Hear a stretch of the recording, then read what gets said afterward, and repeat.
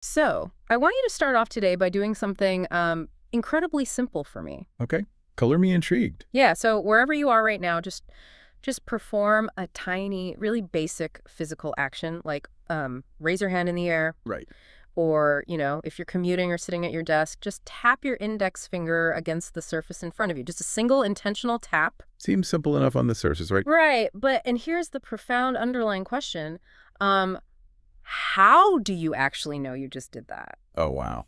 Because it feels like the most obvious thing in the world. You thought about tapping the desk, your finger descended, you felt the impact against the wood, and that was it. Case closed. The experience feels entirely seamless. Exactly. Yeah. Seamless.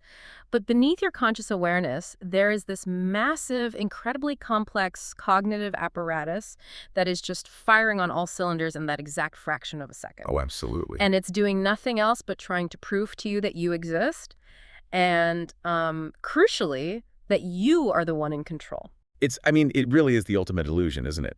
But it operates as our functional reality. It's this continuous, uninterrupted experience of, well, you. Yeah, and that is exactly the mission for today's deep dive. We are going to be looking at James Dalton's really fascinating text, The Construction of Identity. Such a good book. It really is. And we're going to use it to basically reverse engineer this whole architecture of selfhood because our brains build the concept of the self from scratch. Right. Using two radically different tools. Yeah. Knowing precisely what we control and detecting what others control. So, for everyone listening, this is basically the biological behind-the-scenes tour of your own existence. I love that framing. Thanks. We're going to deconstruct the machinery that allows you to act in the world, the evolutionary alarms that keep you alive, and how those systems combine to write the story of your life. And, Dalton argues that these mechanisms are the absolute bedrock of human psychology. You literally cannot have a stable identity without them functioning in perfect harmony. But we completely take them for granted, don't we? Oh, 100%. Because they're so fundamental, we just don't notice them. Not until we look at the clinical edge cases where they break down. Anyway. Right. But to understand the intact system, we really have to start with the foundational pillars. Dalton introduces these two processes that serve fundamentally distinct cognitive and behavioral functions. Okay, let's unpack those. So the first is the sense of agency, or SOA. And the second is sensitivity to agency, which researchers also call agent detection. Got it. Let's pull those apart a bit. So the sense of agency, the SOA, that is strictly inward looking, right? Okay. It's the subjective internal feeling of being the author of an action. Right. And the author of the consequences of that action. Right. So when you tapped the desk a moment ago, the SOA was the mechanism stamping that physical event with a mental label that basically read, I caused this. That's spot on. It is focused entirely on authorship and internal control. Right. It's the cognitive machinery that makes you, the subject, the active doer in your environment. But importantly, being the doer is only half the equation, right? Because the self cannot exist in a vacuum. No, it can't. It requires an outward-looking counterpart, which is agent detection. Okay. If the sense of agency is looking inward at your own neural commands, agent detection is this outward-facing perceptual mechanism. Its entire biological job is to scan the external environment, right? Exactly. To scan and identify other intentional, goal-directed actors. So it's basically the cognitive sorting mechanism trying to figure out what is a who and what is a what. I like that. Yes. Yeah. It is the ability to look at a really complex visual scene and rapidly distinguish an intentional entity like another person or dog or a predator from an inanimate object that's just reacting purely to Newtonian physics. Like a boulder rolling down a hill. Right. The synthesis of these two mechanisms is absolutely paramount because they do complementary jobs. The inward-looking sense of agency defines the self's function through internal control. It tells you what you can manipulate. Exactly. While the outward-looking agent detection defines the self's boundaries by identifying the non-self. To visualize how these two systems interact, I was thinking about the phenomenology of playing a highly immersive virtual reality game. Oh, that's a great analogy. Let's hear it. So imagine putting on a VR headset, right?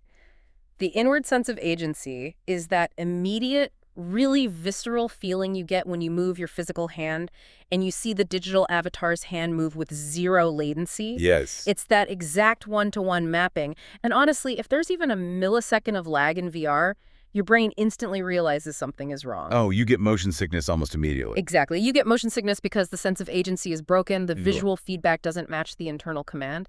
But when it works perfectly, you feel totally grounded in that virtual body. And that mapping of internal intention to external sensory feedback, that is the core of embodiment. Right. Then once you are embodied, you start exploring the virtual world, and now your outward agent detection kicks in. You're scanning the environment. Yeah. You look at the characters walking around the digital tavern, and your brain is actively trying to compute. Which of these characters are NPCs, driven by basic, repetitive loops of code? And which ones are avatars being piloted by other actual human beings with, unpredictable intentions? Exactly. The continuous verification of your ability to act intentionally while simultaneously identifying the boundaries where other intentions begin, that forms the necessary ground for identity formation. And Dalton explicitly states that this connection between agency and self-identity is fundamentally causal. You construct your psychological identity out of the raw material of knowing what you control.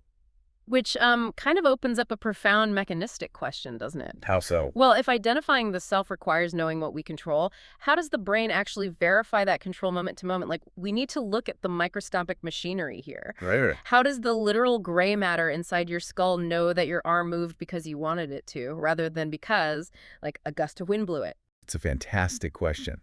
And to understand that verification process, we have to deconstruct what Dalton terms behavioral agency. Okay. Because this isn't just some vague, floaty feeling.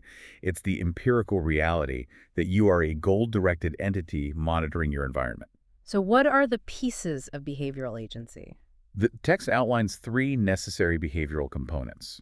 First is intentionality, which is simply the capacity to internally represent a goal state in the future. Meaning you have to be able to neurologically model an outcome before it actually physically occurs. Exactly. You picture the thing you want to happen. Second is equifinal variability. Let's unpack equifinal variability because that phrase itself is incredibly dense.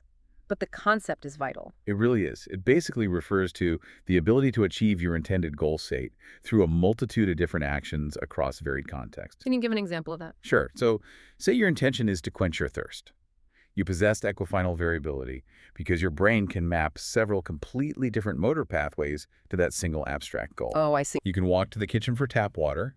You can drive your car to a store to buy a beverage, or you could just tilt your head back in a rainstorm. The brain maintains the final goal while remaining highly flexible about the means.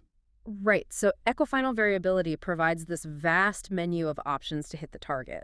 But wait, if I have a dozen ways to quench my thirst, how does the brain avoid getting paralyzed by choice? That's where the third component comes in. Right, because there has to be a filtering mechanism to stop us from constantly weighing the pros and cons of walking to the kitchen versus waiting for a rainstorm. Exactly. And that filter is rationality. In this specific context, rationality means the cognitive ability to select the most efficient available action in relation to that specific goal and your current environmental constraints. Okay, that makes sense. You could theoretically quench your thirst by booking a flight to a glacier and melting ice. Equifinal variability allows for that completely absurd option. But your brain rationally selects walking to the kitchen because it computes the energy expenditure and the time required. It identifies it as the most efficient means and action. Okay, so intentionality sets the abstract target, equifinal variability provides the possible motor pathways, and rationality computes the optimal route. You got it. But that's just the behavioral scaffolding, right? The subjective element, the actual lived experience of I did that, relies on predictive processing. Yes, heavily. And Dalton leans a lot on the comparator model for this, which was formalized by Chris Frith. I love this model because it completely shifts how we view consciousness. It frames the brain not as a machine that just reacts to the world, but as an engine that is constantly predicting it. Yes. Predictive processing dictates that your experience of agency depends entirely on how accurately your brain can forecast the sensory consequences of your own actions. It's wild to think about. It is. Let's trace the neurology of this in real time, which, mind you, happens in fractions of a millisecond. Okay, walk me through it. Step 1. An action is intended. Say, you decide to reach out and pick up your coffee mug. All right. Step 2. Your motor cortex sends the command down the spinal cord to move your arm muscles. Yeah. But simultaneously, and this is the magic part, it sends an internal copy of that exact motor command to a different part of the brain, typically involving the cerebellum. And Dalton calls this the efference copy. All right, yes, the efference copy.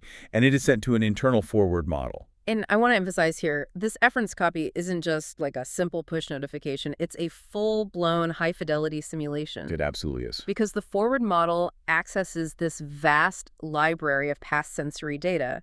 If you've lifted a ceramic mug 10,000 times in your life, your cerebellum is basically operating like an advanced physics engine. That's a great way to describe it. It takes that efference copy and instantly renders a virtual reality preview of the physical sensation. It computes the exact gravitational pull of the mug, the ambient temperature of the ceramic, and the specific tension required in your shoulder muscles all before your skin even makes contact.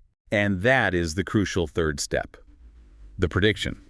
The internal forward model generates a highly specific expectation of the sensory feedback. Okay, so we have the prediction. What's step 4? Step 4 occurs when you actually physically touch the mug and your peripheral nervous system sends the actual real-world sensory data back up to the brain. Right. And finally, step 5. The brain acts as a literal comparator. It overlays the simulated prediction from step 3 onto the actual reality experienced in step 4. So it's checking its math. Precisely. And if the simulation and the reality match perfectly, the brain registers the sense of agency. It generates that invisible background feeling of authorship. Exactly. The tighter the match between the efference copy prediction and the sensory reality, the stronger the feeling of control. Okay, but let's look at what happens when the physics engine gets it wrong. This is where it gets interesting. Right. Say I am playing basketball, I set my intention, my motor cortex sends the efference copy, and my cerebellum perfectly simulates the sensory outcome of the ball leaving my fingertips and swishing right through the net. Okay, I see where this is going. I take the shot and the ball just slips. I completely airball it. The sensory feedback of my arm jucking and the visual feedback of the ball missing the backboard entirely, that creates a massive mismatch. A huge one, yes. So does that physiological mismatch mean I completely lose my sense of agency? Like, do I suddenly perceive that someone else threw the basketball? Well, the brain certainly generates a prediction error. The literal neurological signal firing at that moment translates to something unexpected occurred, therefore I did not cause this specific outcome. But phenomenologically, I still know I threw the basketball. I don't think a ghost did it. Right. To resolve this paradox, the text introduces a really vital framework formulated by Sinosik and his colleagues. They recognize that agency is not monolithic. It exists on 2 distinct hierarchical levels. Oh, okay. What are they? The feeling of agency and the judgment of agency. The FOA and the JOA. Exactly. The feeling of agency, the FOA, is that incredibly low-level pre-reflective state. It is the implicit background buzz of control you experience during voluntary actions when you aren't actively thinking about them. So the FOA is tied purely to the sensory-motor matching of the comparator model. Yes. When the basketball slips, your FOA flashes a massive prediction error. At the lowest physiological level, your sensory-motor system is registering a total failure of agency. But my concept of self doesn't shatter because the judgment of agency, the JOA, steps in to interpret the failure. Exactly.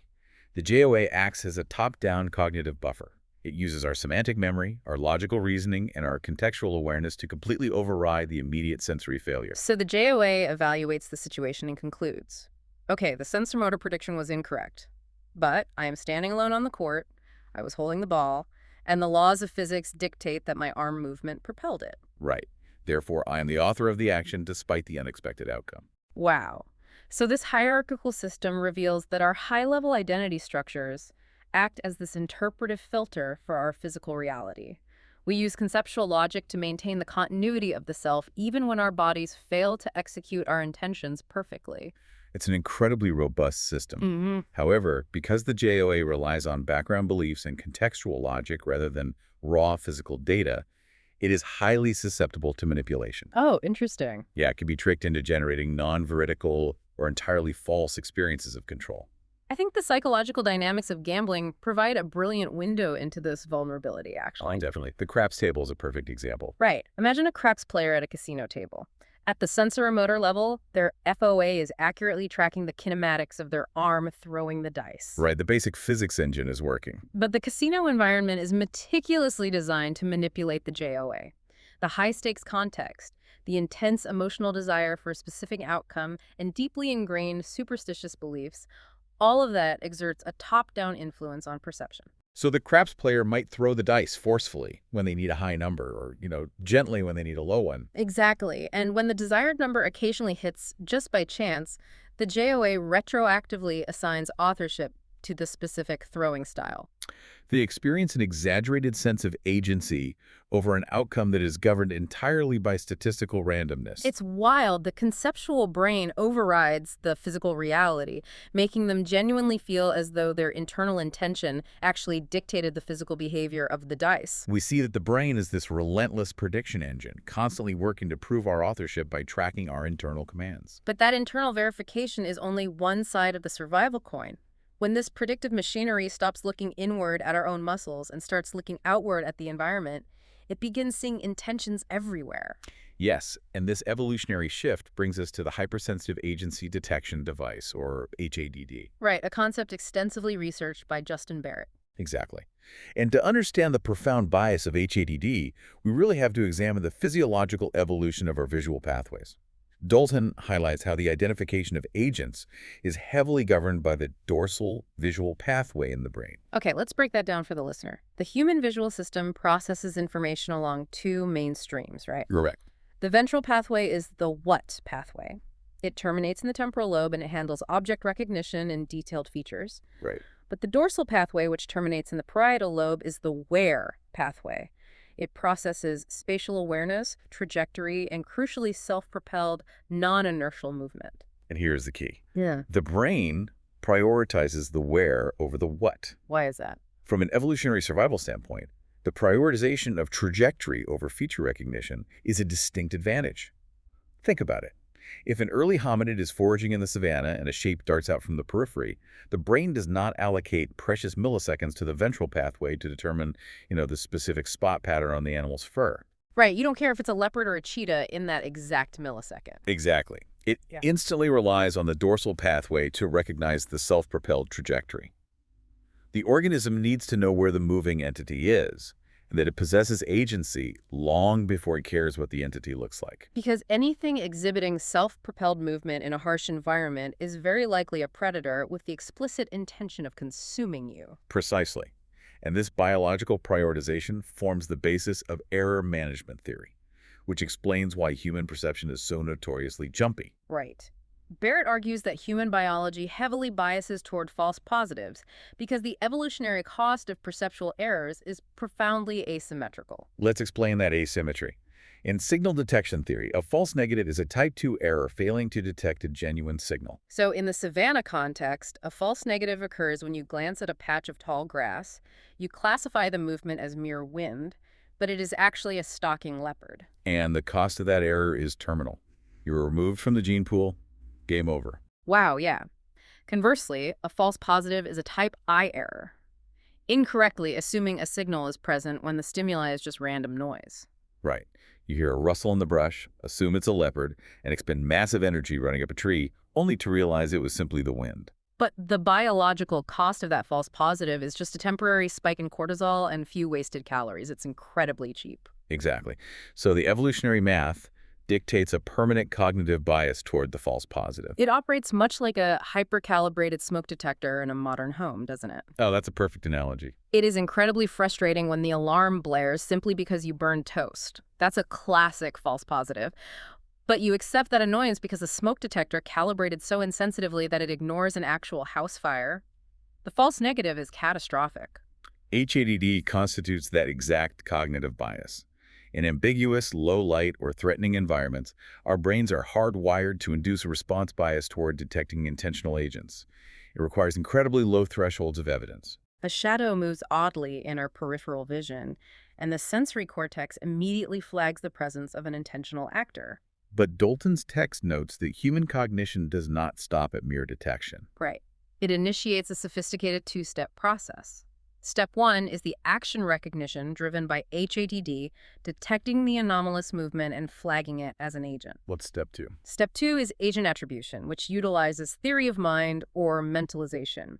We don't just see a branch snap and think, oh, something moved. We instantly project a complex mental architecture into the void. We attribute beliefs, desires, and specific intent to the unseen agent. Exactly. The rustling brush isn't just an animal, it's an animal that is hungry and hunting me. We transform an ambiguous physical event into a meaningful narrative of interaction. And while the evolutionary logic of HEDD is completely sound, rigorous empirical scrutiny has necessitated some theoretical refinements. How so? Well, critics point out that if our agency alarms are permanently set to a hypersensitive threshold, humans should exist in a state of perpetual paralyzing terror. Fair point. And some laboratory studies indicate that inducing a moderate threat in an environment does not consistently increase the false detection of human agents to the degree that a pure HADD theory would predict. Interesting. This has led to alternative models that challenge the direction of causality regarding how we form beliefs about unseen agents. Okay, and this brings us to the interactive religious experience model, or IRM, Yes. because the pure HADD framework posits a strictly bottom-up process, right? A low-level perceptual false alarm triggers a physiological response, which the higher cognitive functions eventually rationalize into complex beliefs, such as the existence of forest spirits or deities. Exactly, that's bottom up. But IRM proposes the inverse. It suggests a top-down process where our semantic memory and acquired belief systems actively shape our real-time sensory perception. So IRM argues that culturally acquired general beliefs function as a cognitive primer. They cause individuals to actively seek out and interpret ambiguous environmental data in a way that confirms those pre-existing agency intuitions. Let's view this through a really relatable everyday scenario. Okay. Imagine you are home alone late at night in an older house and you hear a distinct floorboard creak out in the hallway. Classic scary movie setup. Exactly. From a cognitive processing standpoint, your brain absolutely abhors the ambiguity of that noise. If your brain resolves the ambiguity by immediately visualizing a burglar sneaking toward your bedroom, that is the basic HADD hardware operating. It's detecting an anomalous sound and predicting a human threat. Okay, I'm with you. But what if you hear that exact same floorboard creak and your mind instantly visualizes a supernatural entity or a ghost? That specific attribution highlights the mechanism of IRM. Yes, Because the cultural belief in the supernatural didn't emerge as a post hoc rationalization of the creaky floorboard. The conceptual framework regarding ghosts was already deeply embedded in your semantic memory. exactly. That high-level belief system actively primed your low-level detection mechanisms to interpret ambiguous sensory data as proof of a supernatural agent. The top-down meaning structures are actively sculpting the bottom-up perceptual data. It mirrors exactly how the judgment of agency overrides the feeling of agency. We are constantly using our conceptual beliefs to organize and interpret the chaotic sensory input of the physical world. We really are. But this profound architecture, the predictive inward mechanisms for tracking our own motor commands, and the hypersensitive outward mechanisms for tracking hidden intentions, it's immensely complex. Very much so. So how does an organism actually construct this machinery? I mean, a newborn infant does not possess a theory of mind or a functioning internal forward model.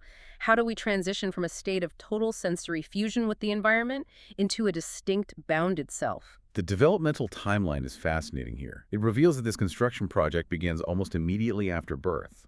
Developmental psychology demonstrates that infants, long before they develop complex language, possess the rudimentary capacity to distinguish intentional agents from inanimate objects, And how do they achieve that discrimination? based primarily on the detection of contingency. Okay, contingency. In this context, that refers to the predictable, responsive interaction between entities, right? Yes. So when an infant vocalizes and a caregiver immediately responds with a reciprocal vocalization and a change in facial expression, that is a highly contingent interaction. The infant's neural networks learn that certain entities in the environment respond to their actions in patterned communicative ways, whereas objects like a blanket or a crib do not. Exactly. And Dalton draws a critical distinction between two modalities of contingency learning that build the separate pillars of identity. What's the first one? The first is directly experienced contingency. This occurs when the environment reacts directly to the infant's own motor output. Like when the infant kicks their leg, striking a mobile above their crib, and the mobile spins. Right. This direct sensoromotor feedback loop is the absolute foundation for building the inward sense of agency. The brain begins to formulate a modal representations of how its internal commands alter the external world. It's slowly calibrating that internal comparator model. So the infant is literally gathering the data required to build the physics engine we discussed earlier. Yes, exactly.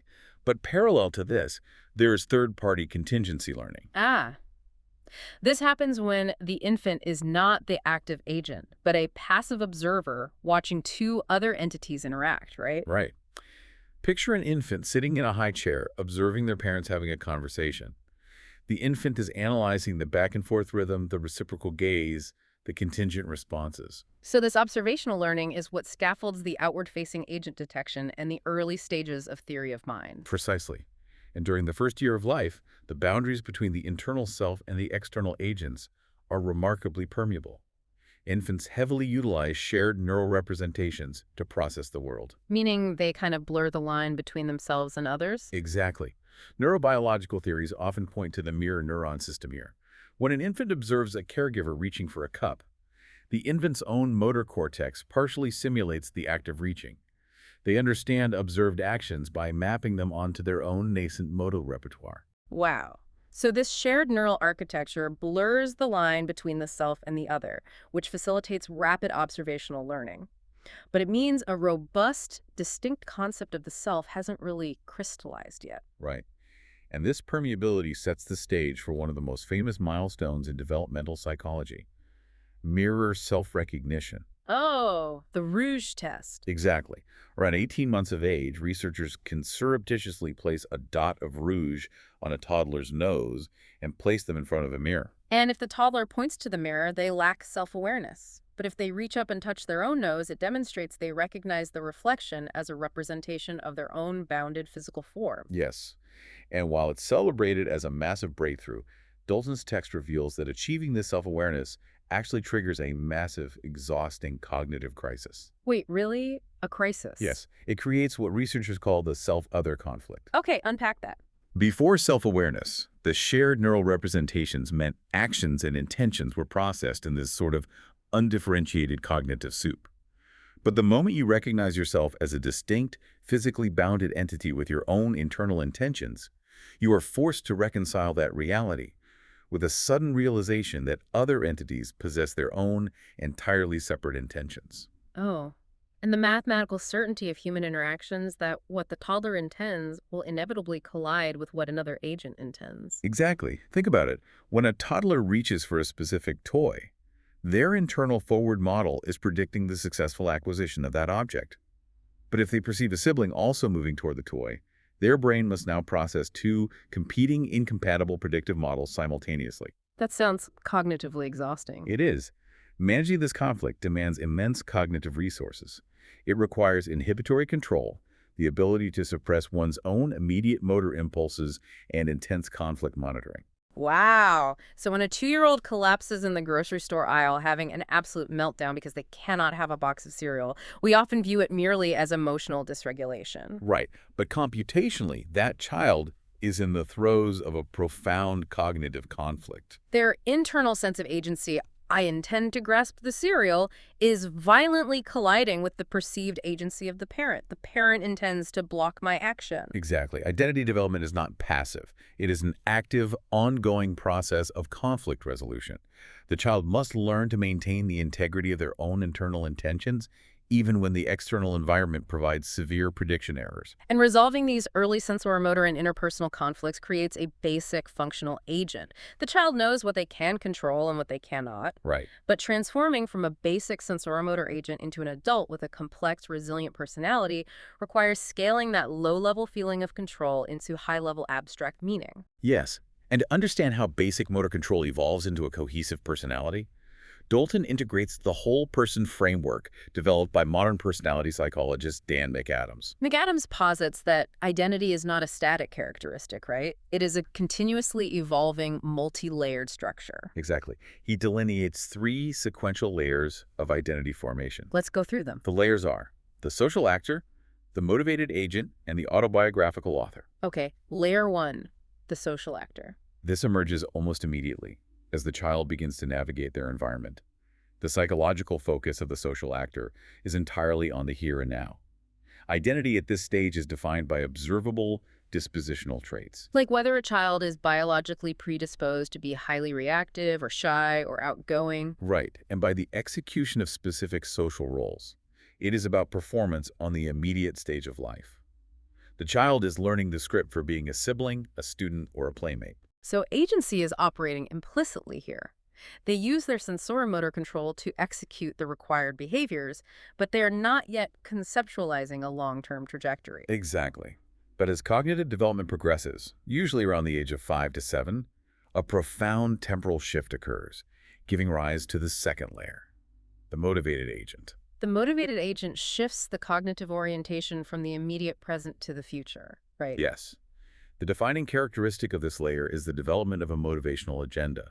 The individual begins to establish abstract goals, articulate personal values, and construct long-term plans. They begin to orient their behavior not just to immediate stimuli, but to future states they wish to bring into existence. This is a monumental cognitive leap. It really is. This is where agency scales from a neural mechanism tracking muscle movements into a conceptual framework tracking life purpose. Yes.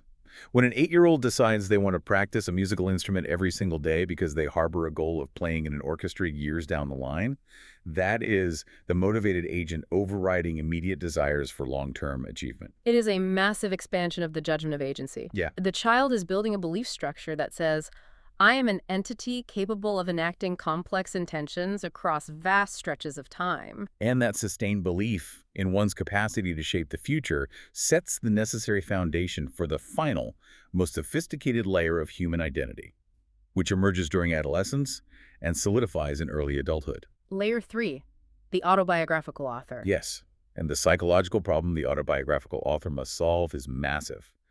How do you integrate the myriad traits of the social actor and the varying goals of the motivated agent into a single coherent narrative? Right, because the author is concerned with both the past and the future.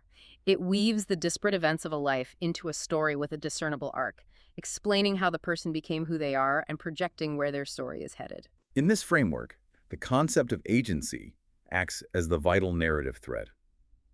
The continuity of the self relies entirely on the underlying assumption that you are the author holding the pen. And the integration of these three layers provides a profound evolutionary advantage, doesn't it? It creates a cognitive buffer that operationalizes agency as resilience against the chaos of the world. It's brilliant. Consider how this multi-layered system processes failure. We discussed prediction errors at the sensorimotor level, the airballed basketball. Right. But humans experience massive, abstract prediction errors as well, getting fired from a career you invested heavily in or experiencing the end of a long-term relationship. The internal forward model of the motivated agent predicted a trajectory of success and stability, but reality delivered a catastrophic mismatch. Exactly. And without a robust identity structure, that abstract prediction error could completely shatter the self. But an individual with a highly developed autobiographical author utilizes their judgment of agency to rewrite the narrative. Yes. Instead of internalizing the failure as a fundamental, immutable flaw in the self, the author reframes the prediction error. The individual might construct a narrative where the job loss was, say, a necessary catalyst for discovering a truer passion. Right. The conceptual self absorbs the shock of the physical reality. They conclude, okay, the specific plan failed, but my capacity as an agent remains intact. I retain the power to formulate a new motivational agenda. It is a breathtakingly intricate system when it is functioning optimally.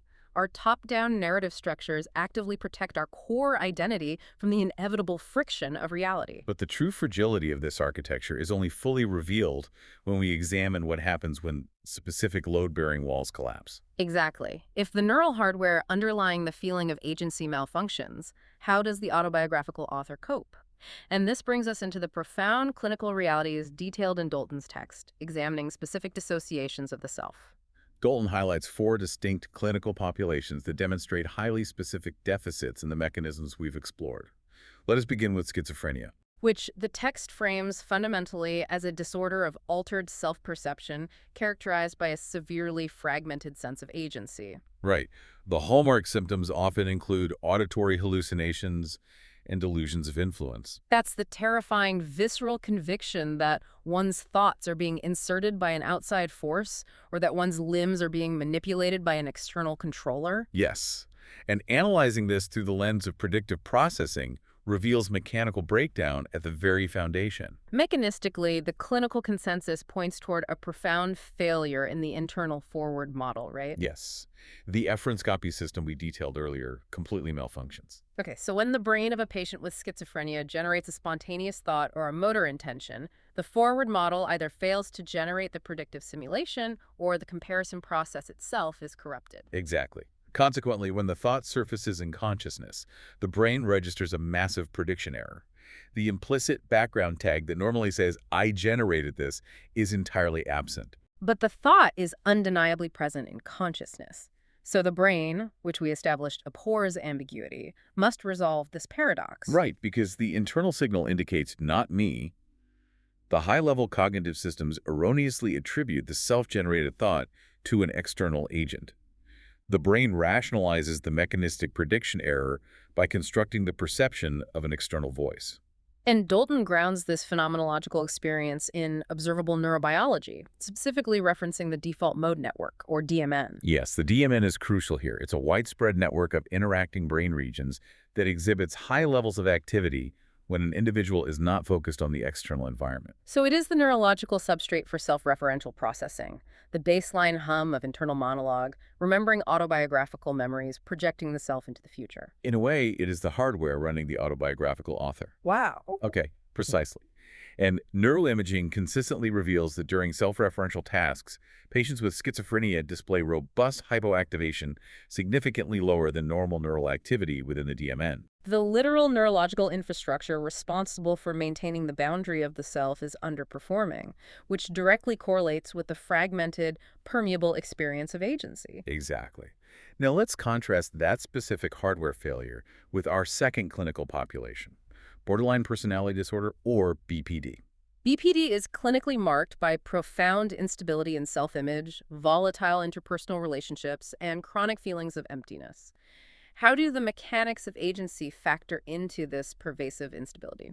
Well, in BPD, the clinical literature observes aberrations that extend beyond the sense of agency, the authorship of action, and implicate a deeply related construct known as the sense of ownership, or SOO. Sense of ownership? What's the distinction there? While agency is the feeling of "I am causing this movement," ownership is the pre-reflective experience of mindness toward the physical body itself. It is the continuous sensation that this hand belongs to myself. Ah, and a cohesive, stable identity requires the integrated synthesis of both. The body must be experienced as the self's own territory, and the actions of that body must be felt as controlled by the self. Exactly.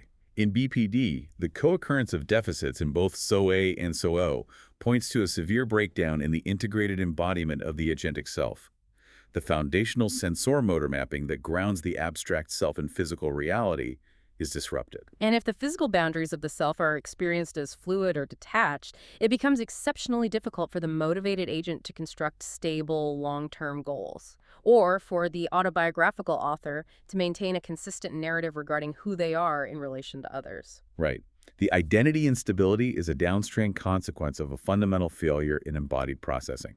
Okay, moving to the third population, autism spectrum disorder, or ASD, we see a completely different structural challenge. In ASD, the breakdown does not typically occur at the lowest level, does it? Correct. Mm. Research indicates that in ASD, basic behavioral agency, the low-level feeling of agency operating via the comparator model is generally intact. Individuals can accurately track sensoromotor contingencies and recognize the physical consequences of their actions. So where is the challenge? The challenge resides higher up the cognitive hierarchy, specifically within the conceptual layers of the judgment of agency and the formulation of the motivated agent. Studies show that adolescents with ASD often demonstrate specific difficulties in forming self-conceptualizations related to abstract agency.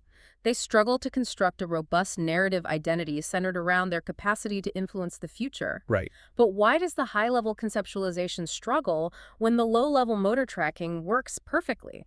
The prevailing theory links this challenge to deficits in processing relational contingency. Oh, like what we talked about with babies observing others. Exactly. Recall how we discussed that observing third-party contingency and engaging in reciprocal social interactions are the primary building blocks for higher-level identity concepts. Right. If a core neurological feature of ASD involves differing mechanisms for processing social communication and mapping relational dynamics, it becomes significantly more difficult to integrate internal motor agency into a broad, socially referenced self-concept. So the individual moves through the world effectively, but establishing the complex, socially situated narrative of the autobiographical author requires intense conscious effort rather than implicit processing. Exactly. It perfectly illustrates how reliant McAdams' top layers are on continuous social feedback. The final clinical condition Dalton explores provides perhaps the most visceral example of the split between the physical body and the conceptual mind. Depersonalization derealization disorder, or DPDR. Yes, DBDR is a dissociative disorder defined by persistent, distressing feelings of profound detachment. In depersonalization, the individual feels detached from their own physical body or mental processes, often describing the sensation of being an outside observer of their own life. And in derealization, the external world feels fundamentally unreal, dreamlike, or visually distorted. The phenomenological descriptions in the text are just haunting. Patients describe feeling automatized, functioning like a machine executing programming. Yes. To return to the video game analogy from earlier, DPDR is the subjective experience of playing a game entirely on autopilot. That's a powerful way to frame it. Your high-level conceptual brain, the JOA, knows intellectually that you are driving the car to work. You see your hands on the steering wheel, you know you intended to go to the office. But the low-level feeling of agency, the visceral background buzz of control, is completely severed. And that dissociation is the core pathology. The sensoromotor mechanisms tracking the action are functioning, and the conceptual knowledge of the action is intact. But the systems are uncoupled from conscious, subjective experience. The patient is robbed of the mindness of their own existence. It vividly demonstrates that knowing a fact about your behavior is entirely different from phenomenologically experiencing the authorship of that behavior. These clinical realities really strip away the illusion of the seamless self, exposing the fragile, interdependent cognitive networks holding us together. But we don't only witness the boundaries of this system in clinical pathology. We brush up against the edges of our agency architecture in universal everyday experiences. We do. Which brings us to the final theoretical synthesis of the text, examining the grand debate. Is the sense of agency an innate biological endowment or a culturally acquired skill set? Dalton navigates this classic nature versus nurture debate by proposing a nuanced synthesis. Agency is innate in its architecture, but acquired in its application. The hardware is pre-installed at birth, but the software must be written by experience. Precisely. Humans are biologically endowed with the neural circuitry for the comparator model and the evolutionary perceptual biases of HADD. The basic machinery for tracking internal commands and detecting external trajectories is hardwired into our neurology. However, the meaning we assign to those signals, the sophisticated judgment of agency, the cultural attribution of intent, the construction of a life narrative is entirely learned through early contingency interactions and exposure to cultural frameworks. Yes, and to illustrate how wildly this hardware can operate when the software glitches, the text examines two fascinating edge cases of human cognition. The first is the universal experience of rapid eye movement, or REM sleep. Dreams are a perfect, naturally occurring laboratory for studying agency because the neurochemical environment of the brain fundamentally shifts. During REM sleep, there is a pronounced deactivation of the prefrontal cortex. That's the neurological region responsible for executive function, logical reasoning, and high-level self-monitoring. So because the prefrontal cortex is effectively offline, our capacity to accurately attribute internally generated impulses and images to our own internal forward models is severely impaired. Exactly. The brain is generating the vivid imagery and narrative of the dream, but it lacks the executive stamp to claim ownership of the simulation. It generates a massive prediction error while we sleep. And much like the waking brain of a schizophrenia patient, the dreaming brain must resolve that ambiguity. It rationalizes the internally generated data by projecting an exaggerated degree of autonomous agency onto the dream characters and the dream environment. Right. We interact with entities in our dreams that feel profoundly real and entirely separate from our own will, despite the fact that our own neural networks are rendering every detail of their existence. Dalton points out that these intense, highly agentic dream encounters can be so phenomenologically convincing that upon waking, the memory of the interaction can form the basis of supernatural myths. Yes, the brain's agency detection hardware was so successfully bypassed by its own internal simulation that the conceptual mind insists a genuine encounter with an external spirit occurred. Which leads directly into the second edge case, the phenomenon of haunted people syndrome, or HPO. HPS offers a rigorous biopsychosocial framework to explain why specific individuals experience recurrent, highly distressing, ghostly episodes or poltergeist activity. And it eschews simplistic debunking in favor of understanding the precise alignment of cognitive variables that construct the experience. Exactly. The first variable involves somatic sensory sensitivities. Individuals prone to HPS often possess a higher baseline sensitivity to ambiguous physiological sensations, unexplained somatic twitches, slight changes in air pressure, or minor auditory anomalies. They are receiving a higher volume of ambiguous sensory noise. Yes. The second variable is environmental ambiguity. Living in a drafty, creaky, or structurally complex environment provides a continuous stream of anomalous physical data. This sensory ambiguity acts as the trigger for the innate HADD hardware. Right. The evolutionary bias detects the unexplained noise or movement and defaults to its biological imperative, false positive. It signals the presence of a hidden agent. But the innate HADD alarm only screams, "Agent detected." It does not possess the conceptual vocabulary to scream, "Victorian ghost detected." Which is where the third crucial variable synthesizes the experience, pre-existing paranormal beliefs. Here we see the real-world application of the interactive religious experience model, IRM, that we talked about earlier. Right. The individual's cultural framework, their high-level judgment of agency regarding the existence of the supernatural acts as a powerful top-down primer. The brain takes the ambiguous sensory input, runs it through the hypersensitive HADD alarm, and then utilizes the conceptual belief system to resolve the ambiguity. From a cognitive processing standpoint, the brain is performing an incredibly efficient calculation. It uses available priors, the cultural belief in ghosts, to logically explain the anomalous sensory data. The brain synthesizes a perfectly cohesive, internally logical reality where the house is haunted.